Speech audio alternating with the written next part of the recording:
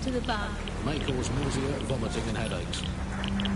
You're listening to The Bug, the Resistance comedy show brought to you by the Buccaneer Network. I'm Andy, joining me, as always, Alice. I'm excited to be here. Apparently, the Resistance is not going well. Again?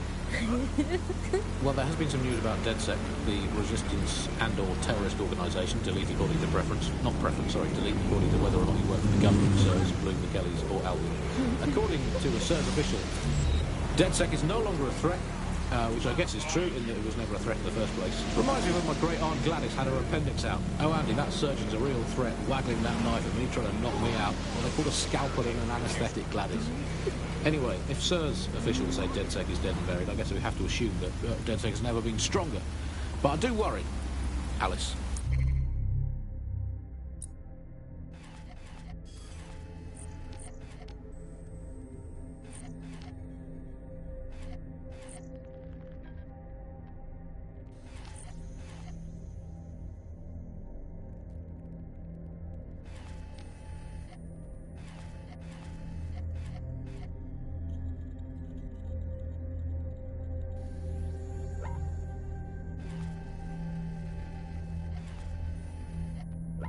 I mean, sometimes I think, is there any hope? Do you still have hope? I don't think I'm allowed to have hope. We're living in this self-selected, algorithmically designated information equivalent of a propaganda state, and every resistance that I've ever seen is weaker than the British pound. I feel like hope is an expensive thing to buy these days. Right. I mean, is it all totally pointless? I mean, it can feel pointless, but then again, I've spent almost all of my life doing this.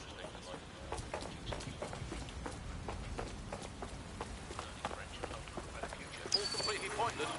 But yeah, I've done. So we might as well carry on. Is there a light at the end of the tunnel? Yes, I think there is. Unfortunately, what is that light? Is it an oncoming train? Well, no, it couldn't be. Obviously, that train would be late or cancelled. Is the light at the end of the tunnel a burning effigy of the concept of hope? Quite possibly. Is it the soul of Sky Larson imploding into its own vacuum? May well be that.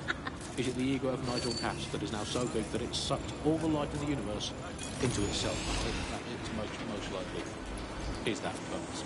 We'll never give up, Buccaneers. This resistance will never die. But one day, we will again be free. Free from these technological chains, free to choose our own futures, free to live our own lives, free to waste our time watching people bake cakes and dance badly again. Those were the days. Over and out. Before we go, time for a quick bug off. I'm going to nominate this week Sky Larson here at The Bug. We are all in favour of strong, powerful women.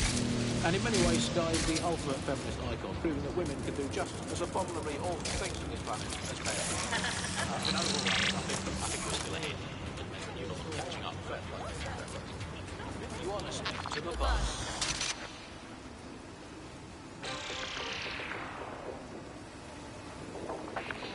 Welcome back to The Upload. Today we're talking about cryptocurrency. Crypto now seems like it's been around forever, but it's really quite a new invention.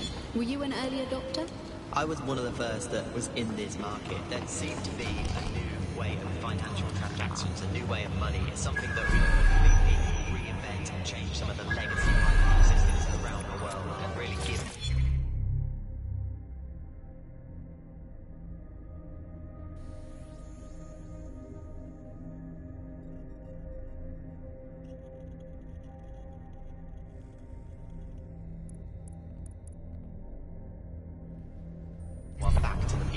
It was a real shift in the way that the world works. Let's recap the basics. So, central to cryptocurrency is the distributed ledger technology, the tech that keeps track of all transactions. And what this means is you can have a decentralized system without the interest of any one party, like old-fashioned banks. One of the reasons why I got quite sad was that you could say 1,000 banks.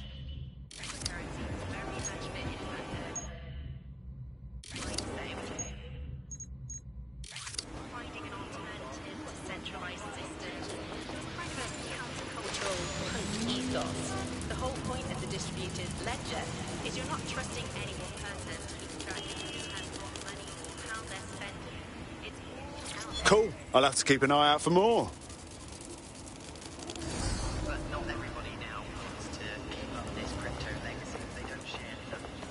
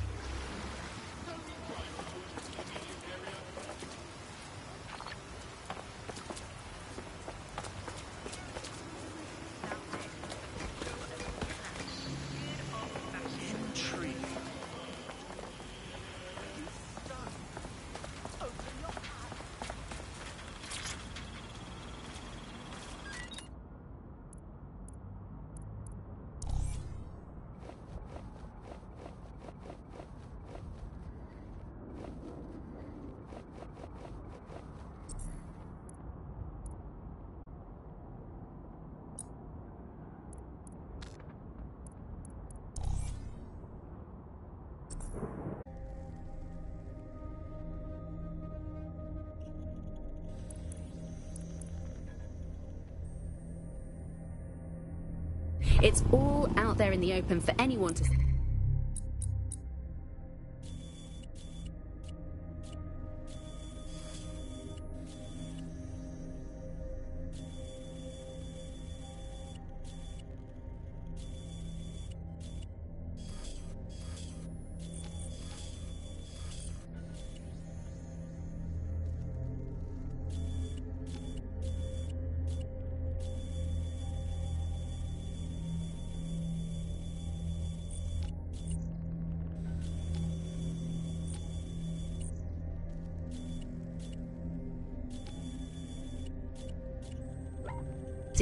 And yet you can remain secretive. But not everybody now wants to keep up this crypto legacy. They don't share this attitude anymore. We've seen institutions, businesses, even governments experimenting with crypto, which doesn't really fit into its original radical counterculture mold. Yeah, it's kind of weird today to think of people not using cryptocurrency. It's so mainstream now.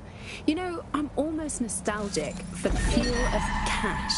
Good old-fashioned paper and coins. First they changed the paper notes to plastic notes, and now it's just all digital. There's nothing to hold on to. It was great just to be able to have a little bit of money to carry around with you. I think the turning point in the UK really came a few years ago when the pound dropped 10% over... Fuck off!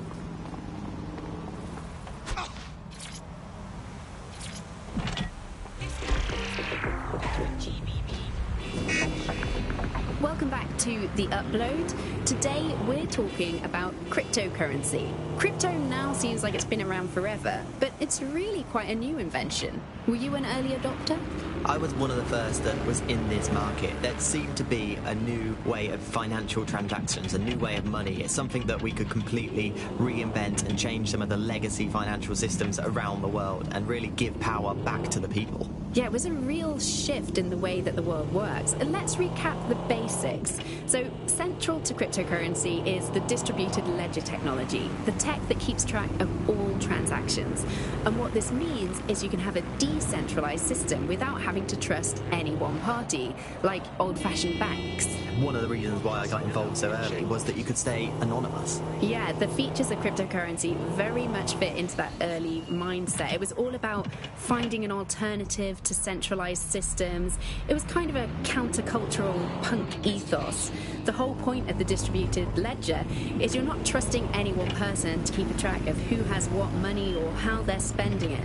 It's all out there in the open for anyone to see, and yet you can remain secret. But not everybody now wants to keep up with They don't share this attitude anymore. We've seen institutions, businesses, even government experimenting with crypto.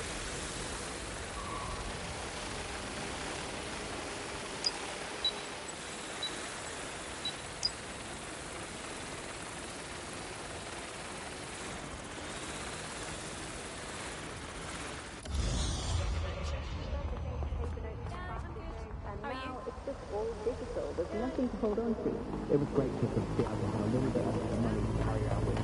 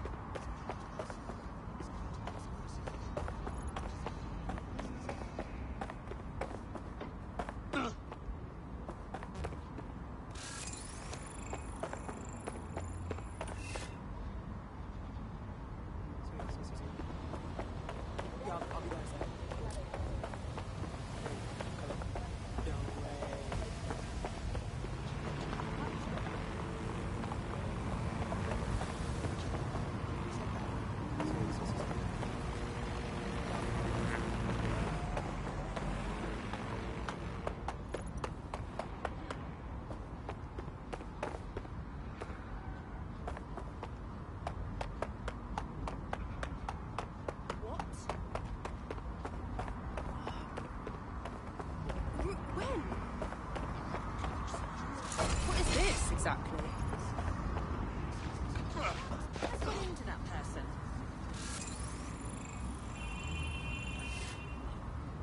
Bizarre.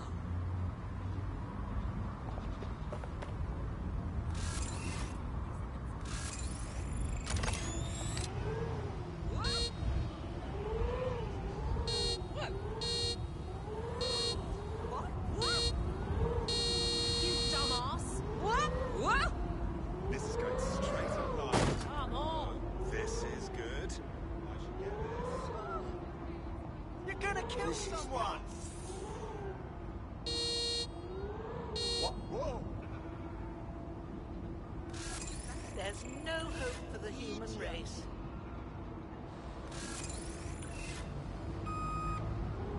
Piece of outrageous.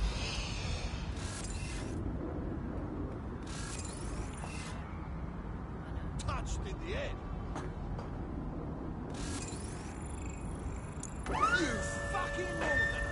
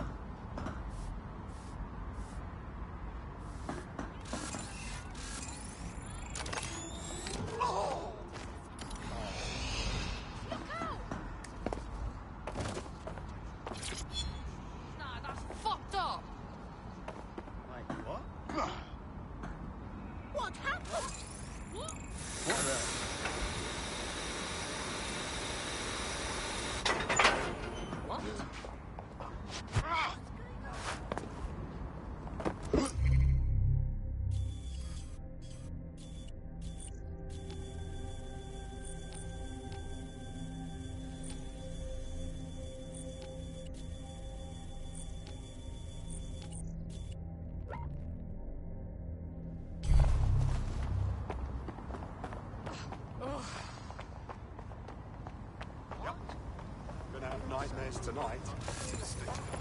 And the only thing these days is a hologram.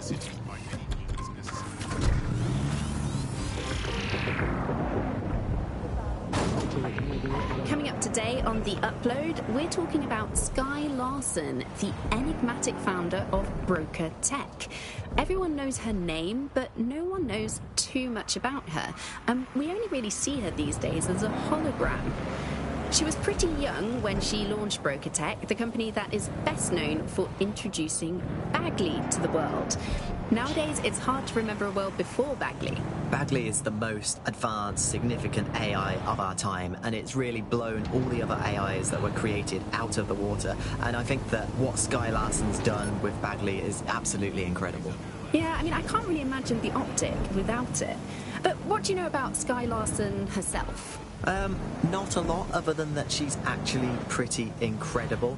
I've followed her work for a long time, and she's always been a pretty private person. I know that she supposedly grew up in the countryside, but there isn't actually that much more we know about her other than this tech that she put out into the world. I've always found it a bit creepy that she's so obsessed with this idea of crime.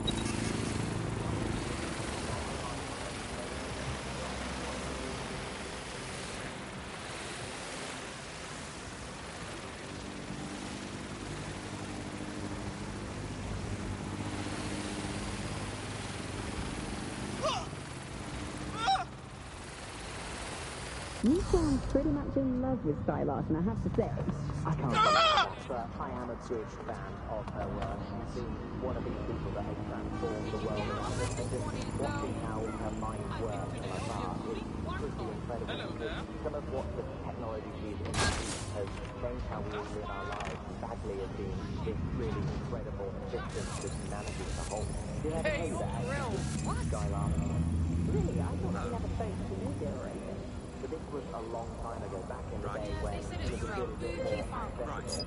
And she was one of these people that had an amazing presence. You were inspired by her very being. What's up with him, Bagley? He's an activist who's been trying to gather intel on Albion personnel movements through the city. Looks like he wants to stay one step ahead of the goons. Smart. I say we help him out. Could be useful to us. Understood. The easiest way to obtain the data would be to steal an Albion heavy assault vehicle and dissect its onboard sat-nav. That would give us a clear picture of Albion's recent movements. All right, I'll give it my best.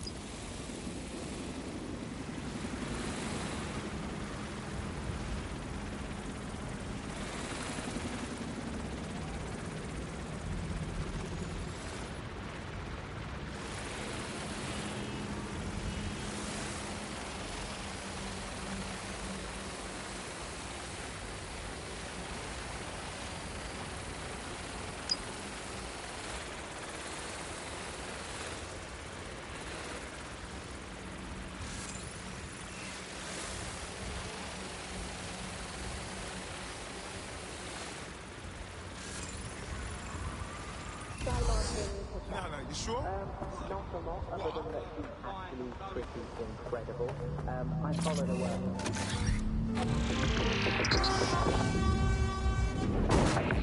Coming up today on The Upload, we're talking about Sky Larson, the enigmatic founder of Broker Tech. Everyone knows her name, but No one knows too much about her. And we only really see her